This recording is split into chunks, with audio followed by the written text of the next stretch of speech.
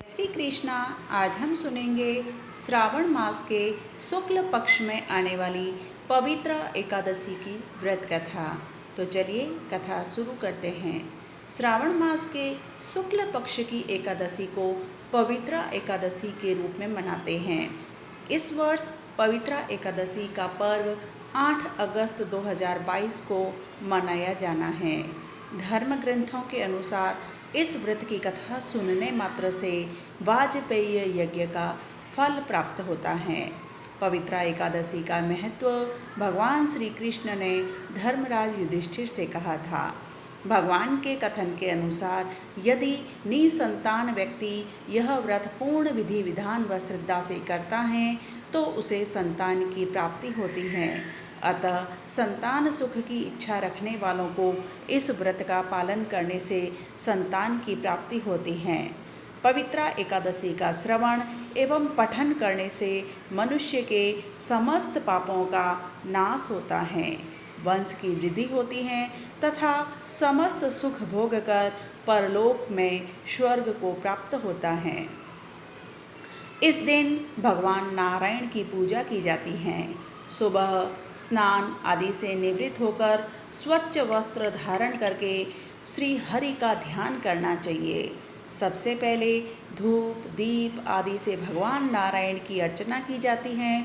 उसके बाद फल फूल नारियल पान सुपारी लौंग बैर आंवला आदि व्यक्ति अपनी सामर्थ्य अनुसार भगवान नारायण को अर्पित करते हैं।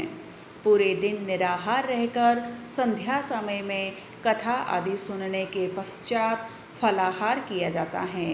इस दिन दीप दान करने का महत्व है। इस दिन भगवान विष्णु का ध्यान एवं व्रत करना चाहिए। विष्णु सहस्त्र नाम का जप एवं एकादशी कथा का श्रवण एवं पठन करना चाहिए। गरीबों को भोजन करवाकर दान देकर उनसे आशीर्वाद प्राप्त करना चाहिए। प्राचीन काल में एक नगर में राजा सुकेतुमान राज्य करते थे। राजा के कोई संतान नहीं थी।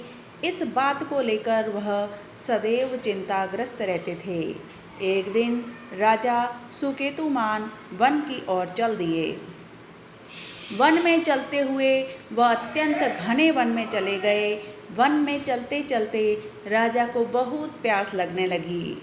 वह जल की तलाश में वन में और अंदर की तरह चले गए, जहाँ उन्हें एक सरोवर दिखाई दिया।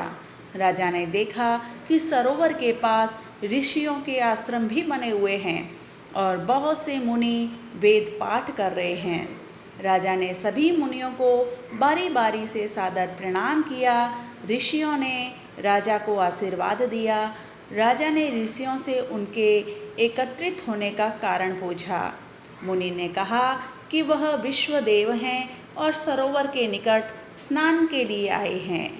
आज से 5वें दिन माघ मास का स्नान आरंभ हो जाएगा।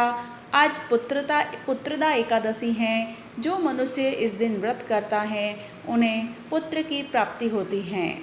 राजा ने यह सुनते ही कहा, हे विश्वदेवगण, यदि आप मुझ पर प्रसन्न हैं तब आप मुझे पुत्र रत्न प्राप्ति का आशीर्वाद दें। मुनि बोले, हे राजन, आज पुत्रदा एकादशी का व्रत है। आप आज इस व्रत को रखें और भगवान नारायण की आराधना करें। राजा ने मुनि के कहे अनुसार विधिवत तरीके से पवित्र एकादशी का व्रत रखा और अनुष्ठान किया।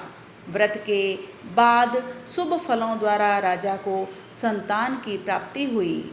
इस प्रकार जो व्यक्ति इस व्रत को रखते हैं उन्हें पुत्र रत्न की प्राप्ति होती है।